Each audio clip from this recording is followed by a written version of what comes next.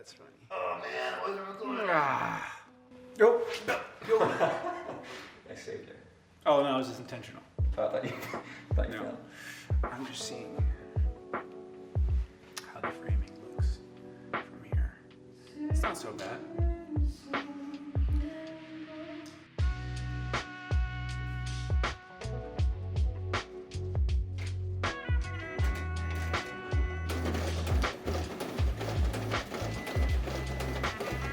This week I've been thinking a lot about community.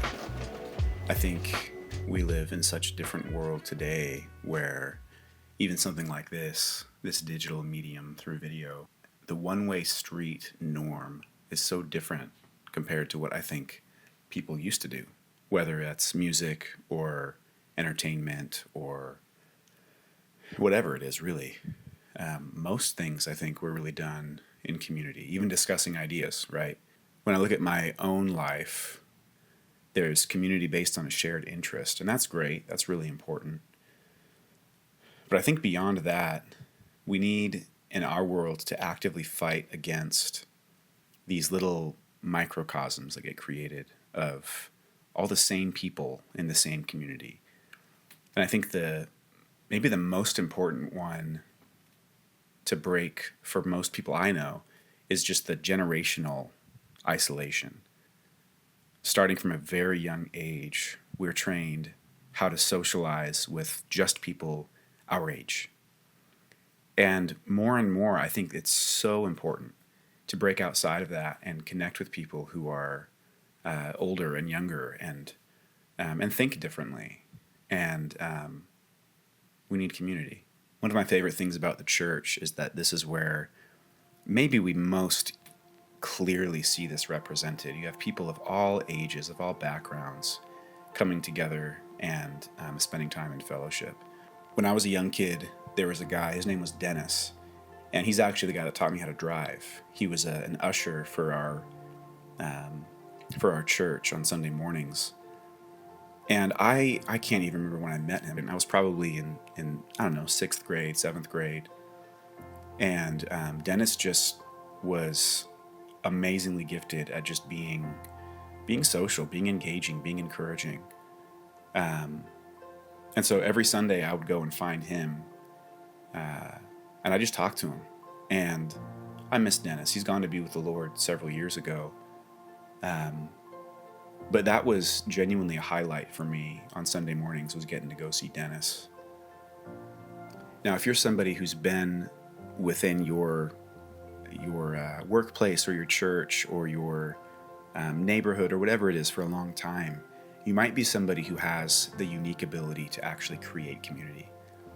I had this conversation with my brother a few months ago where when I look back on my high school years, I had some good friendships, but I had this realization as an adult that I didn't have the kind of community anymore that I really wanted. And I felt like when I looked around at the people who I spent the most time with,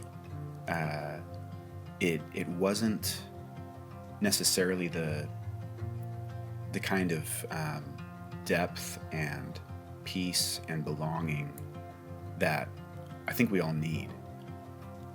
Something I'm just becoming more aware of is I've been around now long enough that it's not that I need to look to somebody else to kind of make this community, but I have maybe we can call it relational gravity, where I can create a space where people can spend time together and walk through life together and carry each other's burdens. I don't think we have really any idea the impact that creating community in a world that's so isolated today.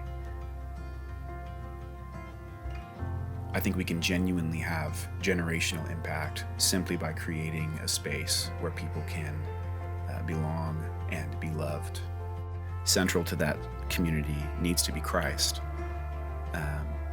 And what a wonderful truth and what a wonderful Lord and Savior to center our community and our lives around.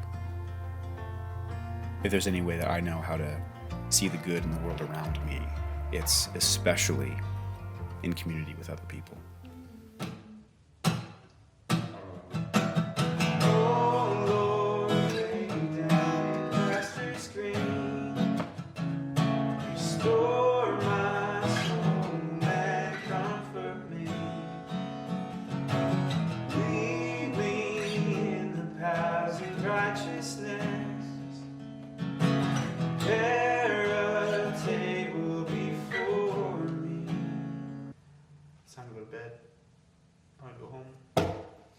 time. Anytime.